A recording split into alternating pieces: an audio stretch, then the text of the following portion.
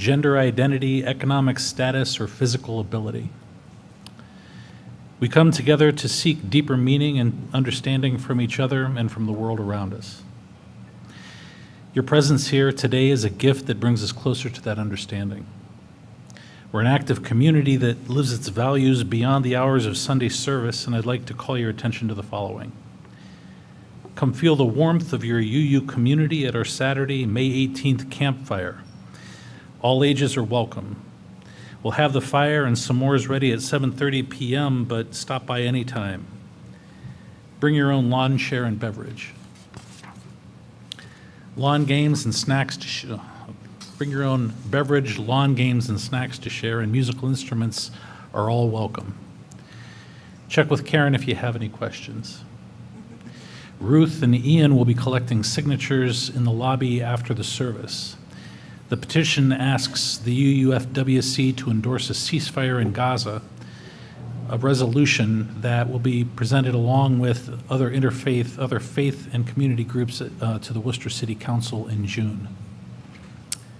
And finally, join the UUFWC Humanist Group in the large room at 11:30.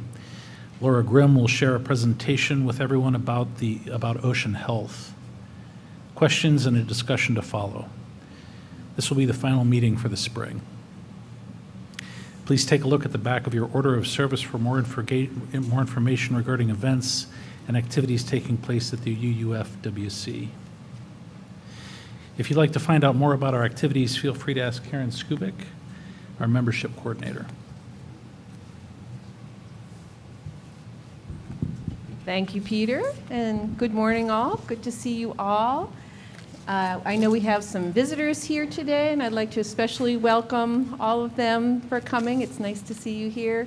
And if you have any questions, or if you want to know any more about our congregation, I'll be in the back after the service. It can be a little challenging coming to a new place and learning about it, but that's also true for anybody that comes all the time that's a regular. If you want to know how to get more involved in our congregation. We always have committees to be on, but there's a lot of fun things to do too. So I'm happy to talk to anybody after the service. Welcome to all of you, including those online. Hi.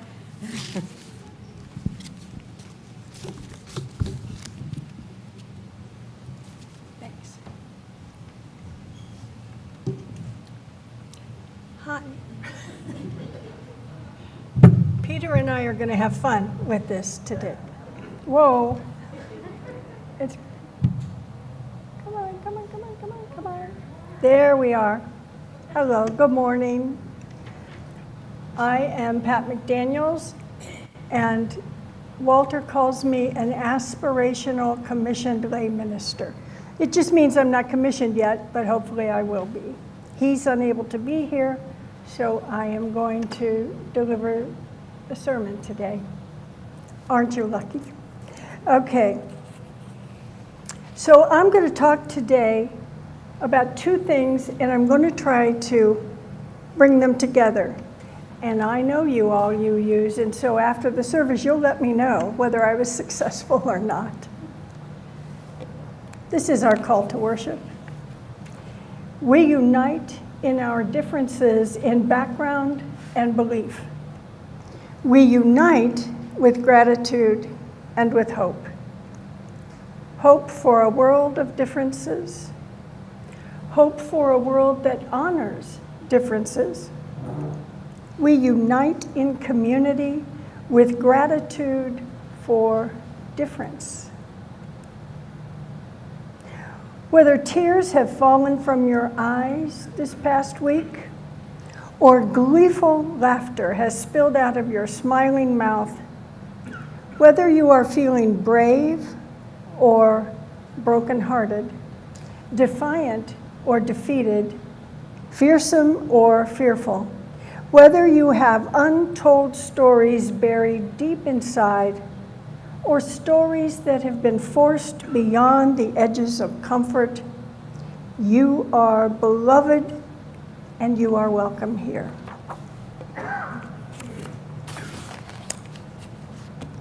And what happens now? Song? Ring the bell.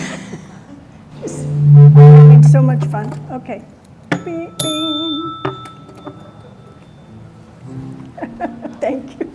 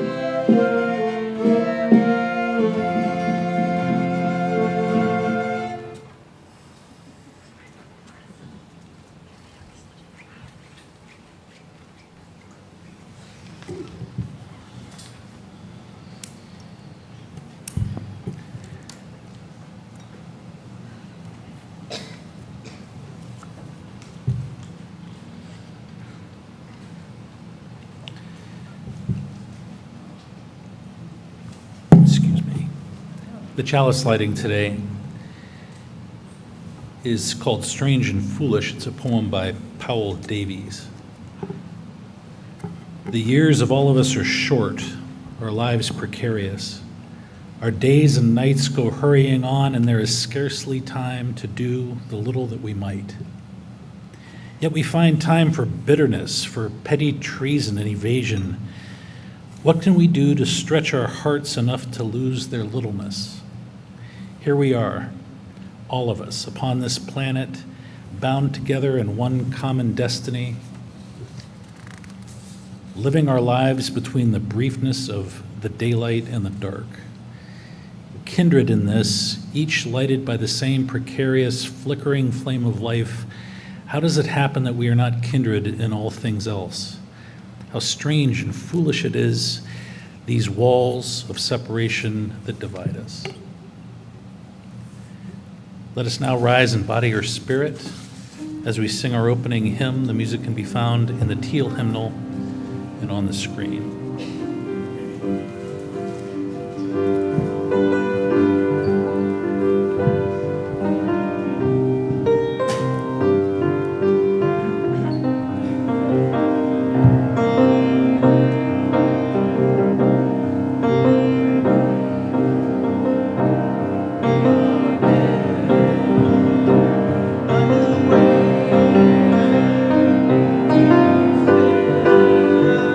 Serving on the way.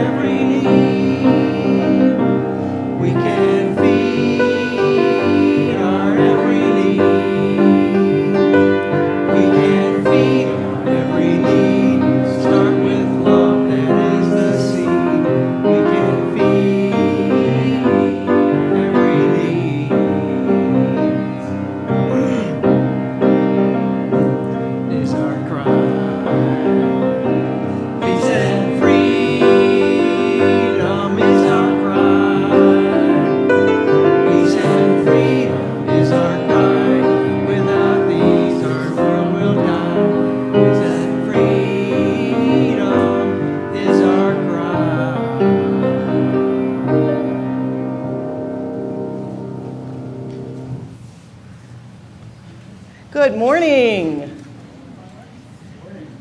This is the time when I would like to invite anybody who would like to be a little closer for our fairly short story today about an exciting topic of pluralism. So, that's exciting, right? Come on, pluralism.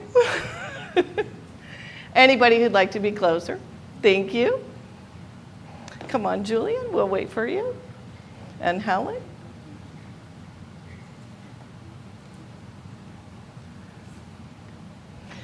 This month, our theme for class, our exploration classes, and for our worship services this month is pluralism.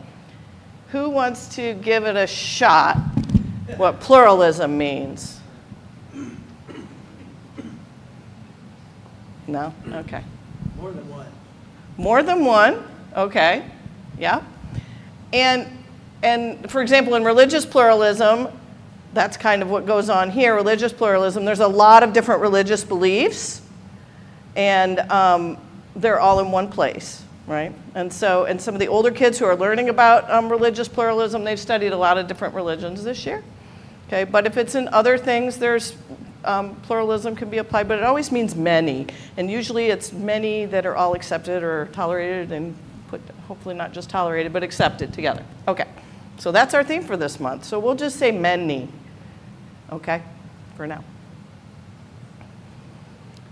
So there was a guy, a man, a father, who had 4 sons, okay? And he wanted to teach each of them about the dangers of judging a situation or things that were happening, judging other people before they saw all the aspects of a situation. So he didn't tell them that's what he wanted to teach them, but that's what was going on in his head. So he decided to send each of his 4 sons on a journey. They didn't go at the same time. They went one right after each other throughout the year, okay?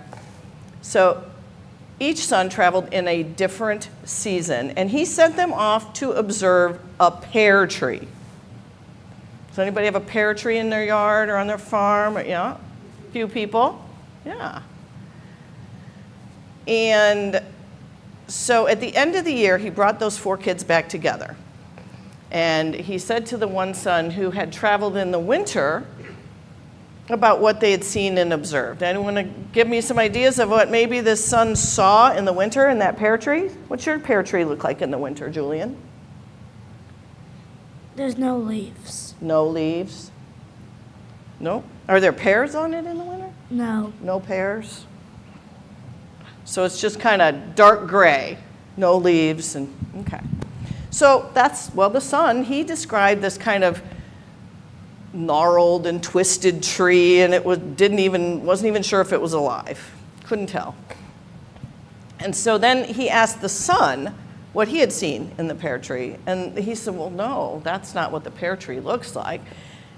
He had been there in the spring, and he said it just seemed full of life and full of hope. It had these little tiny buds on it, and there were, there was a nest that a bird was toting in stuff and building a nest and things, and he loved that promise that he saw in that story.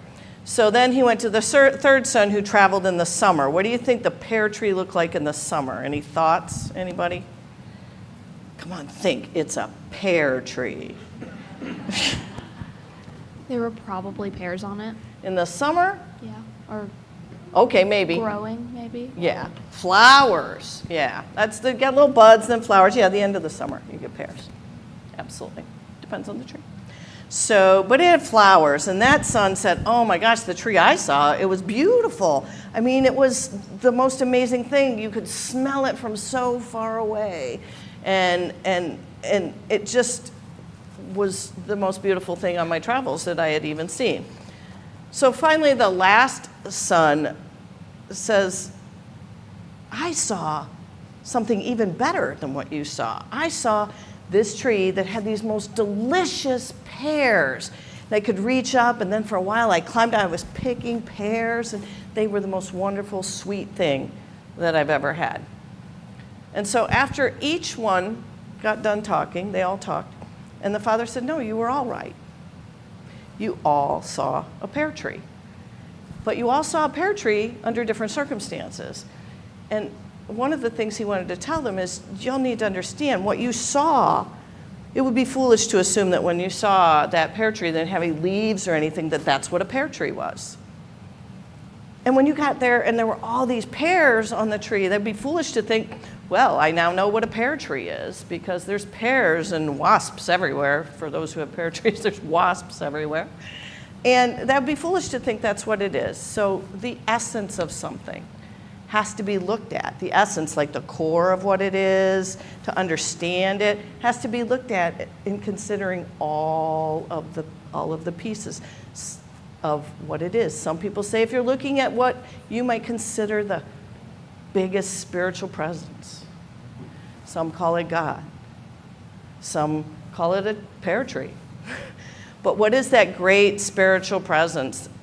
There has to be a lot of ways to look at it. And we would say in Unitarian Universalism, we don't know what's the right way to look at the greatest things in our universe, or what those powerful things are. And that many people get to choose the way they observe that and the way they approach it, because it's probably a little bit, or is a little bit of all of those things, what that great presence is.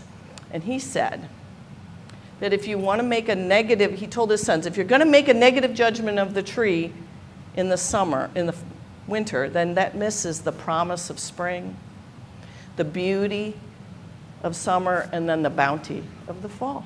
You'll miss all those things. So don't judge your life or others on the one little thing that you hear. Pluralism. 4 weeks, there'll be a test. Pluralism.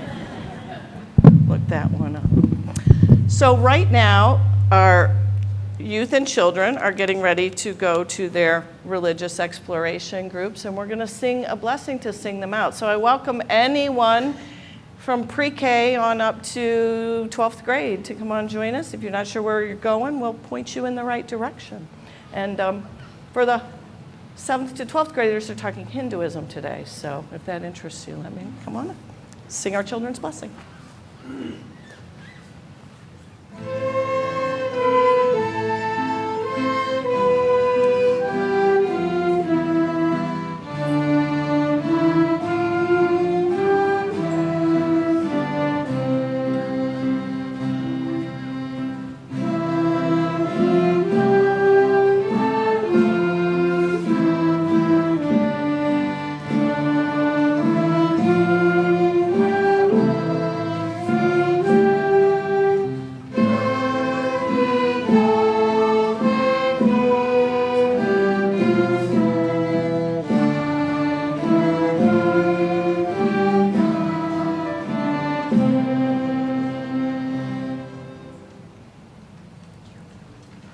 Offertory.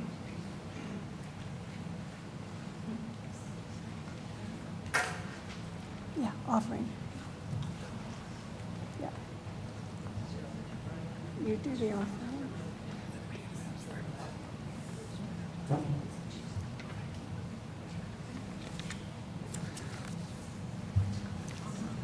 Oh, sorry.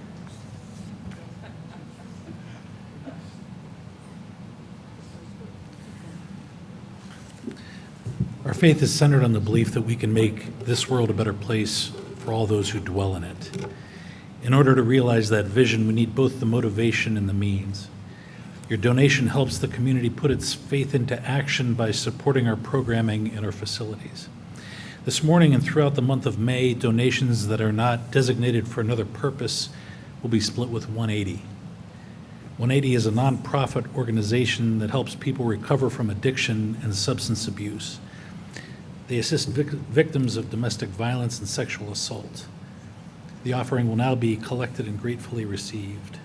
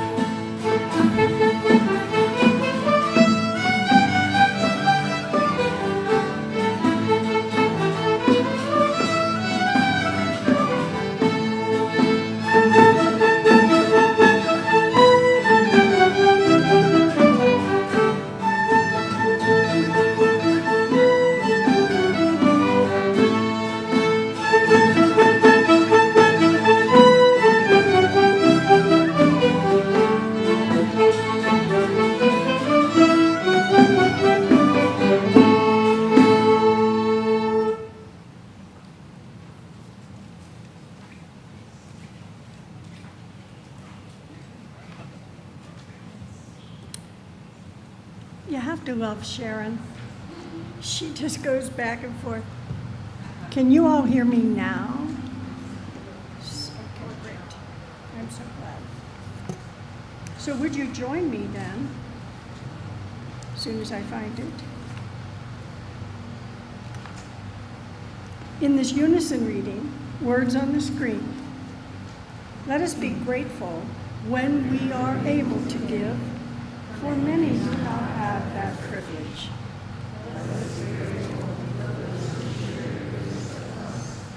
For we are enriched by their giving. Let us be grateful even for our needs, so that we may learn from the generosity of others. We will now do the meditation and the moment of silence. So will you plant your feet on the floor, sit up straight, put your hands loosely in your lap, close your eyes if you want to, or focus on the beautiful trees that we have outside. And for a moment, listen to your body. What does your body want to tell you this morning?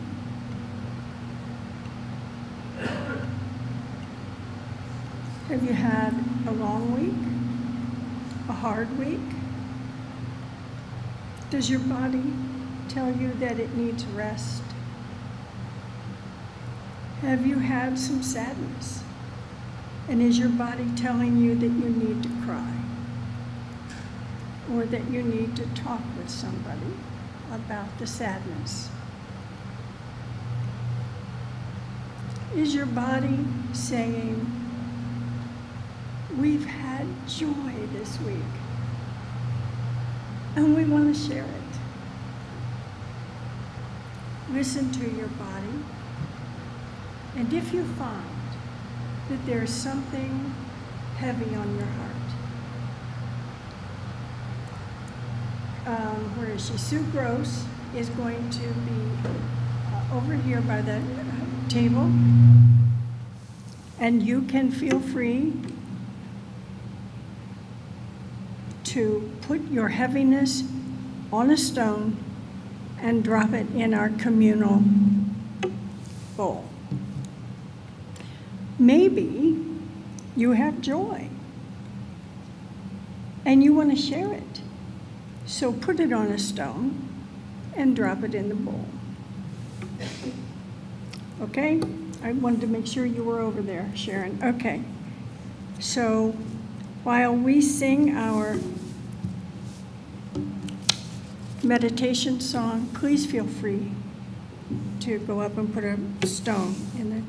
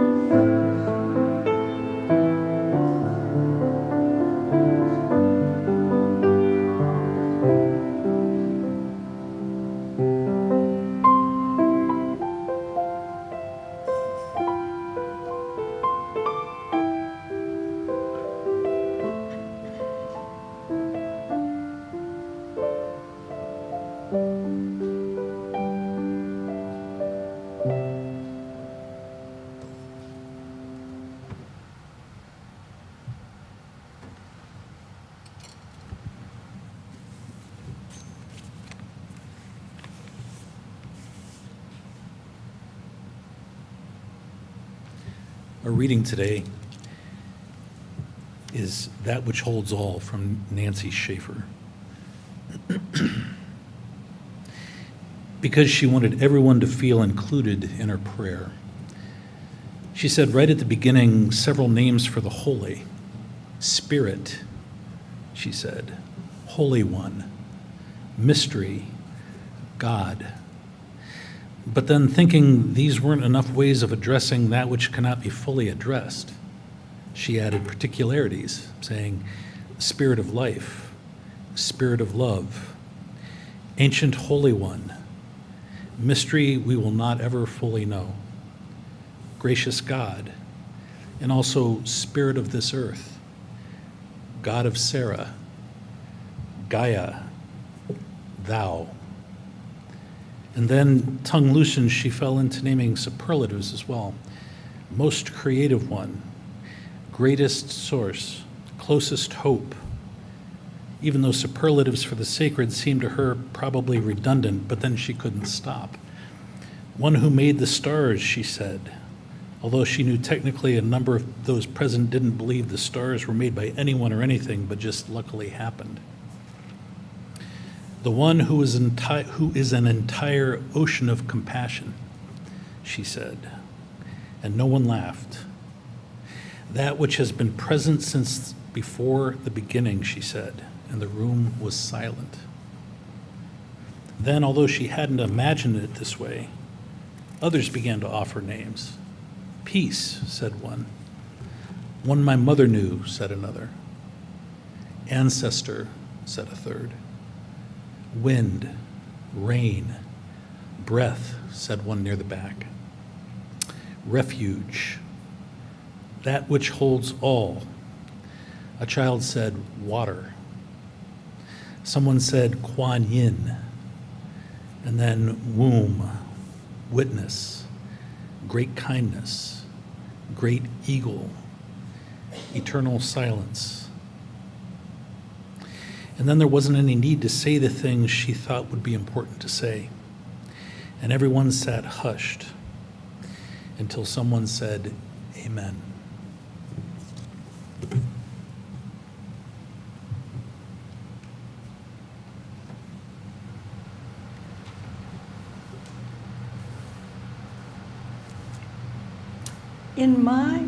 Can you hear me? I want to be sure we're okay here. In my long, short-legged life, I have belonged to or attended as a visitor or studied many denominations and some world religions as well. These included Lutheran, Methodist, Presbyterian, Baptist, Unity, Episcopalian, and Quaker. I have also studied Buddhism, quantum physics, which, by the way, is where I found the God of my understanding, Catholicism, Judaism, and even a few mystics, such as Rumi, Gibran, Hildegard von Bingen, and Ram Dass. Why in the world am I telling you this? It certainly is not to brag. Actually, I feel a bit embarrassed and vulnerable letting you know that I have always carried a deep spiritual hunger inside me. Perhaps because of the chaos and trauma of my childhood and adolescence. Well, this month's UU theme is pluralism. And I want to let you know, as a result of my studying and involvement in these various denominations, that when we get down to where the toad squats, I believe we can find more similarities than differences. More about those in a minute. Let's examine this notion of pluralism. At its core, pluralism invites us to engage with a wide range of spiritual traditions, philosophies, practices, appreciating the richness of varied human spirituality. Practicing pluralism on a spiritual journey involves recognizing the interconnectedness of all beings, the underlying unity that transcends religious and cultural boundaries. We are encouraged to cultivate compassion, kindness, and a sense of solidarity with others regardless of their beliefs or their backgrounds. In the vast expanse of human spirituality, diverse traditions flow like many rivers, each carrying its own wisdom, its own beauty, and its own unique perspective. Yet as these rivers journey toward the horizon, they merge and converge, ultimately uniting in the boundless expanse of the ocean. In this grand tapestry of faith, we find that amidst the diversity of paths, there's a common destination, a shared essence that transcends differences. Many rivers, one ocean. A reminder of our interconnectedness, our shared humanity, and the universal quest for love, for understanding, for divinity. In other words, from these many rivers, we find similar expressions of that which transcends differences. For example, from Christian tradition, we draw strength from the teachings of Jesus about love, compassion, forgiveness. From the Islamic traditions, we can seek guidance in the pursuit of justice and peace, recognizing the interconnectedness of all humanity and the importance of standing up for the oppressed.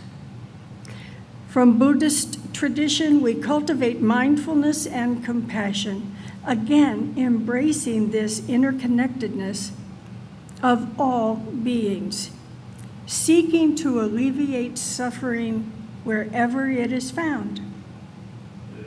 By the way, because we humans tend to hold on to a delusion of separateness, the Buddha made sure that his followers knew this: every breath you take was breathed by someone before you, maybe even generations before you. Yes, we are connected.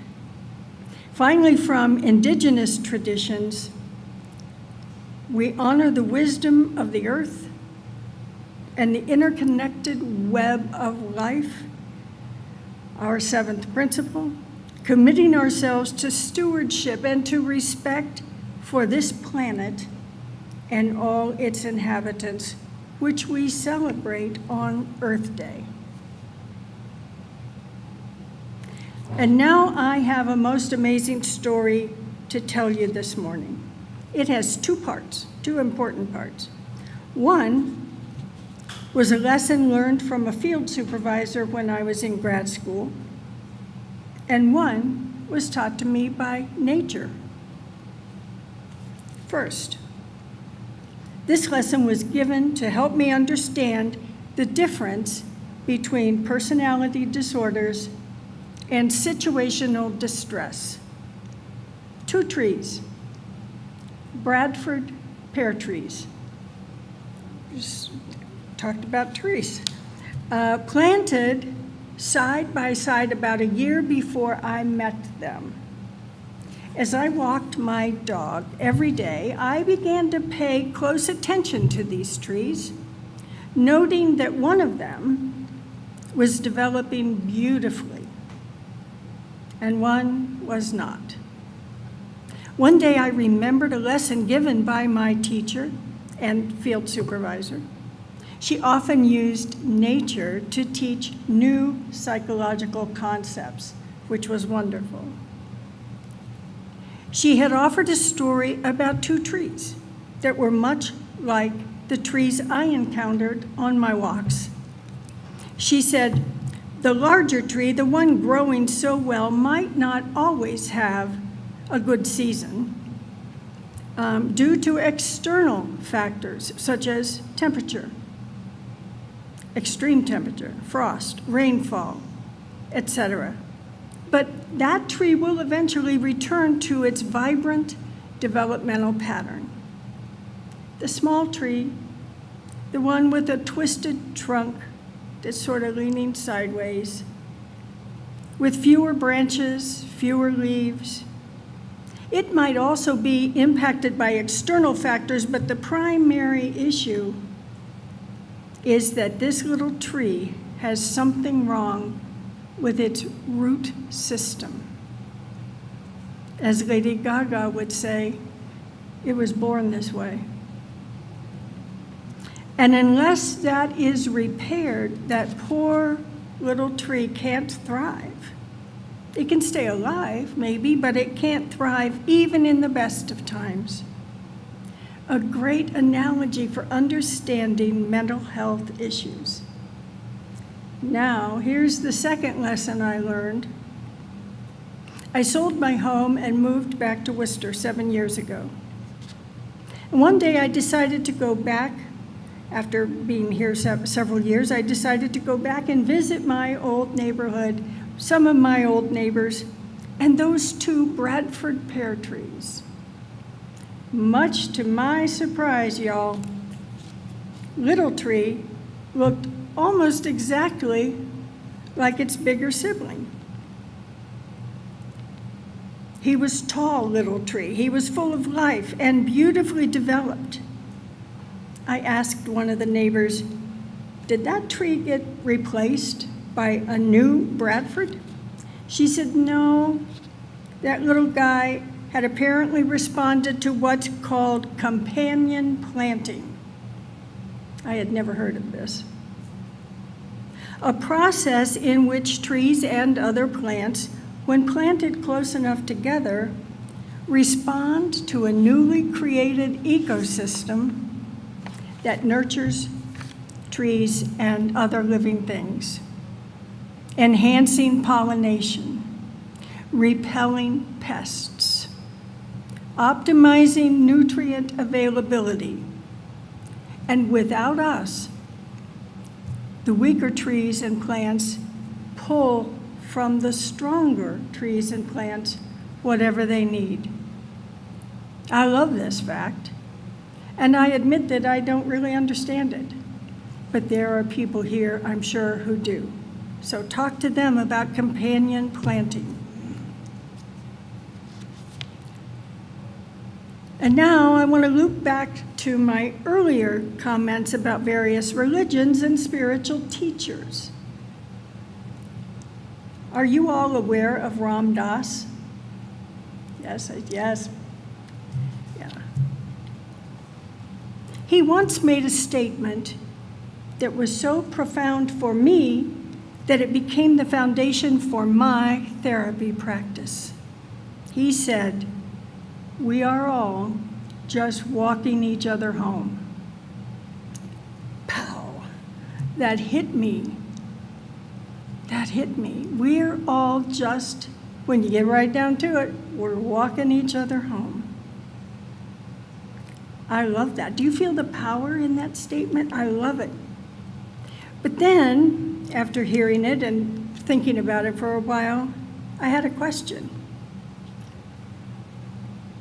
What is home?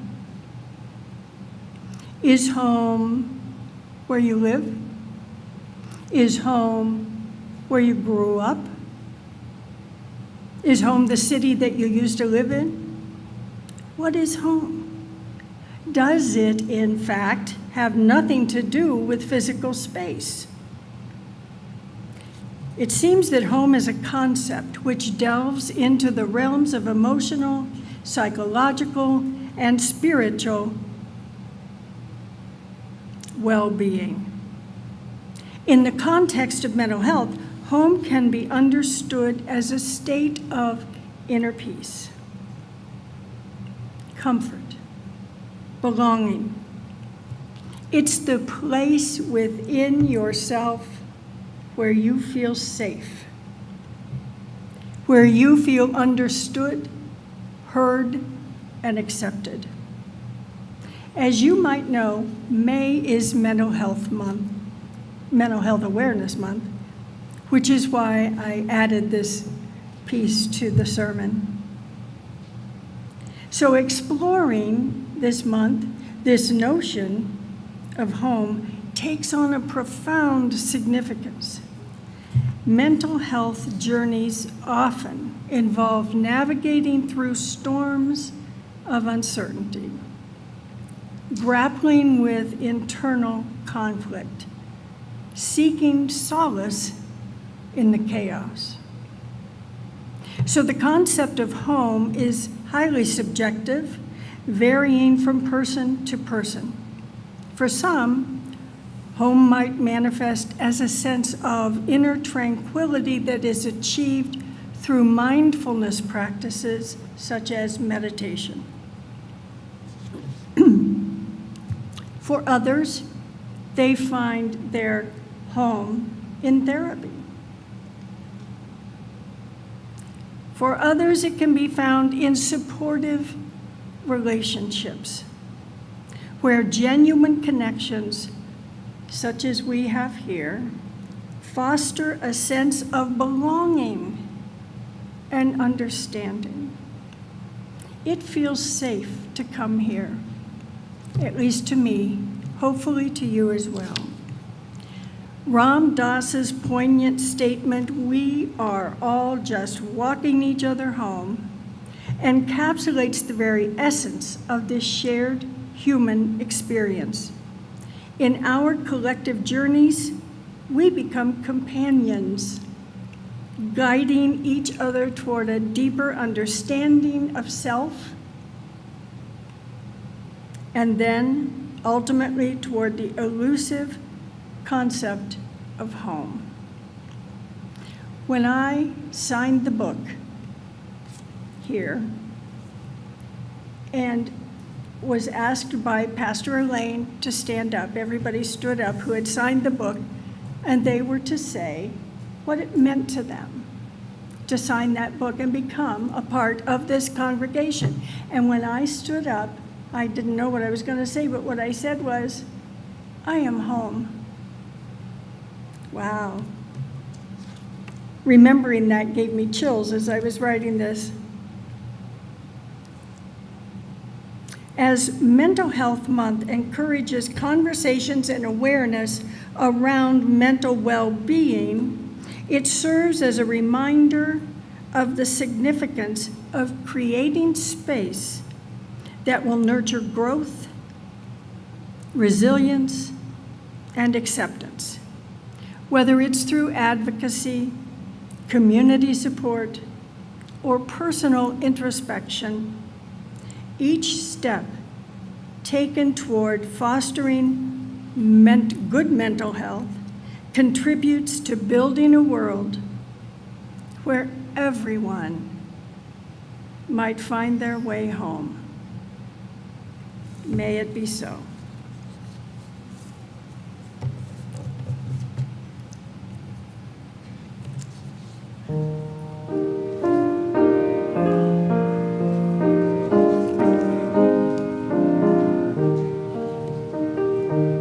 Now, if you'll stand and join us in our closing hymn, "We Would Be One."